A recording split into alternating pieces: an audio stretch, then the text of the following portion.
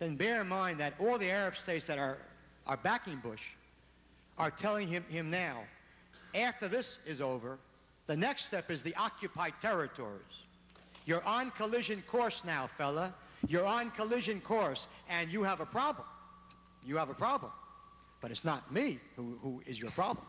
Wait. Or as they say, shwai shwai, right? Shwai shwai. It may indeed be that they'll cut off aid to us. Let me tell you, first of all, in our platform, we have a major plank in which we call for the ending of American aid to Israel. I don't want American aid. We become a junkie. Every single year we get our annual fix, and what happens is we are dependent on it, and when America says no, we say no. They says boo, it's boo. I want to be an independent state, and I'll eat tomatoes once a week to be that independent state. I don't want them to send flowers to my grave to show how much they love me. The fact is that if Israel would become a free enterprise country, if they would dismantle the bureaucrats and socialism and the pkidim, or the clerks, and they allowed people to invest in Israel and make a lot of money, you would get billions of dollars of private money coming into Israel every single year. But they don't. I know wealthy Jews in this country and wealthy non-Jews who want to make money and who would love to invest in Israel and not Singapore. But in Singapore, they welcome you. Come on in, whatever you want. Main thing is build us a factory. In Israel, you go through the 7 circles of Jewish hell. You need a permit, the license to get the permit, and then they ask you, and how much do we get out of it? He's putting the money. Give him 20 years tax-free. Let him build a factory first and give jobs to us and export and hard currency. Let him do it. We Jews have made every country rich in which we've lived except Israel. Well, so don't worry about American aid. I don't want it. I want us to be treated on an equal level, not like some serf. I don't want the aid. I want Jews to earn their own way. I want Jews to learn to work hard again. I don't want Arabs building my houses. I want Jews building the houses, collecting garbage, paving the roads. That's what Zionism was always meant to be, to make us normal. And secondly, finally, as a rabbi, I must speak to you. Once upon a time, we Jews believed in the burning bush, right? Why did you exchange the burning bush for George Bush? Where is your faith that the Jewish people, if it does the right thing and has faith and, of course, a powerful army, if it does what he wants, he'll do what we want. Have faith. If we Jews hadn't had faith for 2,000 years, we'd have long since converted. Have faith. We are winners. Wait, just a second. Go ahead. Okay, one more question here, and then, no, 2 and 2, and then afterwards. No, yeah. go ahead. Go on. You finish it. Okay. I don't cop out on questions. Believe me. Go on. Go on. You said that non-Jews who live in Israel should not live as citizens, but permanent residents. So what is your opinion about non-Jews in Israel, such as Bedouins and Druze? What is your opinion about non-Jews in Israel, such as Druze and Bedouins, who serve in the army and participate in the Jewish life, social life in Israel? What will be their status after you gain the power? I believe that any non-Jew who recognizes the Jewish state can live there with his personal rights equal to that of all Jews, but no national rights. I believe that the Jewish state was set up for the Jewish people. I didn't say that. The Declaration of Independence of Israel declares, Anu machuzim bezot al hakamat medina yehudit. We hereby proclaim the establishment of a Jewish state. A Jewish state? What if Jerry Fowler would say, I want a Christian state? Well, you have a problem. Sometimes Western democracy and Zionism are not exactly equal. And that's what makes people upset at Meir Kahane, because I say painful truths. any non-Jew, including Arabs, who are ready to live in Israel with their personal status equal to that of Jews may do so, but no national rights.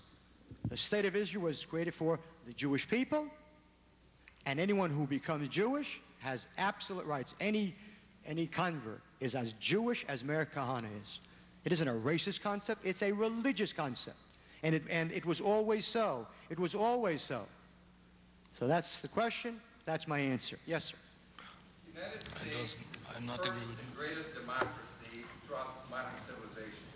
And one of the pillars of this democracy is the separation of church and state. Now, where do you get the slightest idea that you can create a religious state and hope to get by in any reasonable fashion?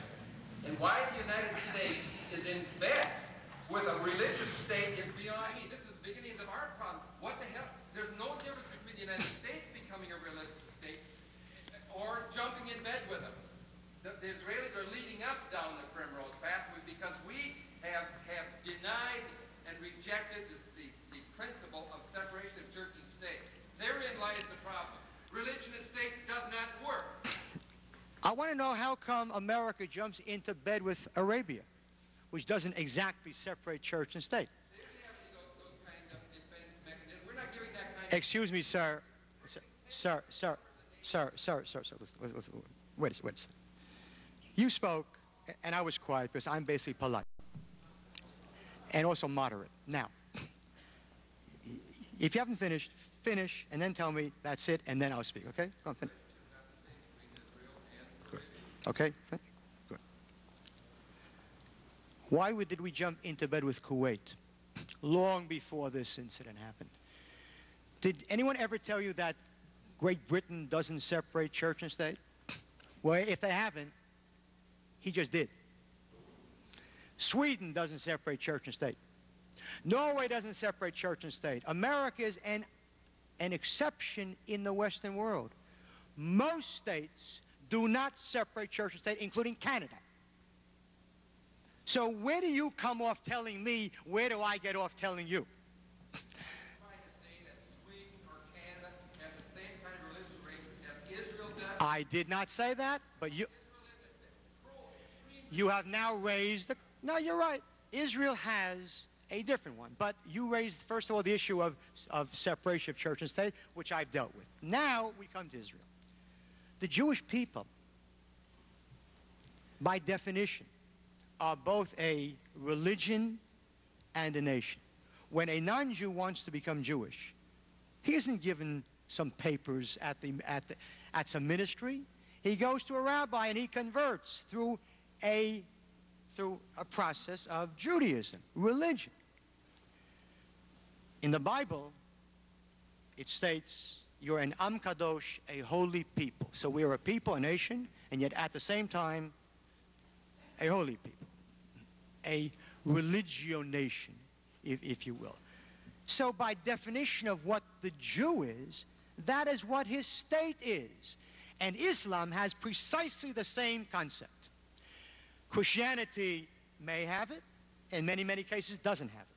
Protestantism, for the most part, doesn't have it. The Catholic Church, for a long, long, long time, never and ever separated church and state until Martin Luther came and forced them to ease up. Judaism, long before there was Protestantism, there was Judaism.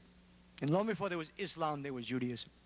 And throughout the ancient world, there was never separation of any kind. If you were an Edomite, you lived in the land of Edom. If you were a Moabite, you lived in Moab. If you were a Philistine, you lived in the land of the Philistines. And no non-Edomite was a citizen of Edom. And that was the way things were until 300 to 400 years ago. Now, you may think that the American way is better, which is, I mean, fine, good. Sir, don't go to Israel, okay? Then don't go to Israel. Stay here. I don't want to send my money there either. Well, then don't. We may survive. It'll be hard. It'll be hard. But we may survive. Sir, if you don't want to give us that, then we won't allow the 6th Fleet to use the Haifa Naval Base. Oh, really? You would be amazed how much they want it. And you'd be amazed how much it would cost, how much the Haifa naval base would cost this country if it was in Greece or the Philippines or Spain. So if you, sir, fine, sir, you are an American and you have an absolute right and obligation to do what is best for America. I agree with you fully, that's exactly right. No argument here. No argument. You say we agree. I'm going to do what's best for my country. All right? And that's the way it is. Okay, good. That's it. You see that? Now that is an intellectual debate. Forget about it. I don't want the money. I don't want it. We have a platform. We don't want it. We don't want it. Give it to Arabia. Okay. Yes, sir. Rabbi, can I greet you in the name of Elohim and maybe pose one question? Even two, because you're a nice guy. Rabbi, when I read the Old Testament and I don't have proficiency in Hebrew, little Greek, little Chinese, but there is the notion in the Old Testament throughout the Pentateuch and throughout the major prophets and throughout the minor prophets, all the way from Zechariah, Isaiah, Jeremiah, Abraham, that Elohim, that Yahweh, El Shaddai, is married unto Israel, the apple of his eye, his chosen people. And that as God draws back the chosen people from the othermost parts of the world, whether it be Egypt or the four corners of the globe, he seems to do it. One, we know that there have always been wars and thoughts of wars. But secondly, he woos them back. In other words, we have the notion that the hand of God is with the Jewish people. But also, we have the notion of the arm of the flesh. And it doesn't seem to me that God, when he's actually wooing back Israel, uses quite so much of the arm of the flesh, but woos them, even woos them perhaps through conscience or through other issues of ultimacy. Saul of Tarsus pointed out, the hand of God is with me, so I can go forth. Could you please clarify in my mind this notion of the arm of the flesh, which at times seems to countervail the notion of the wooing of Elohim? Sir, I don't know which Bible you're reading. But I can tell you that throughout my Bible, it says, "Et lemilchama ve'et l'shalom," which means there is a time for war and a time for peace. There's a time to love and a time to hate. If in World War II we had not hated the Germans enough, we would have lost the war with all the consequences. You think that we should have perhaps wooed the Germans? Or maybe the arm of flesh was the way to do it. Hopefully, if your wife or your loved one is ever attacked, I hope you won't pray to God to woo the enemy away. Had we had a Jewish state in 1936 and 37, 6 million Jews wouldn't have died. And had we not used the hand in 1948, there would be no Jewish state today. Judaism has a basic concept. Faith in God, trust in God, but you don't just leave it to him, you have to do too. And when you do everything in your power, then he woos you. That's the Jewish way. Yes, next. Finally. Okay. Well, I want to make a comment first, and that's against the people running this panel and the police department of the University of Minnesota. I don't know why they allow the person like him to assault everybody, all the audience, 90% of them call them Pavlov dog, or he told me to shut up or whatever, and you arrest one person because he was against him. And he was peacefully standing there, you just handcuff him and take him away. I want you to release him, that's the first thing. And I think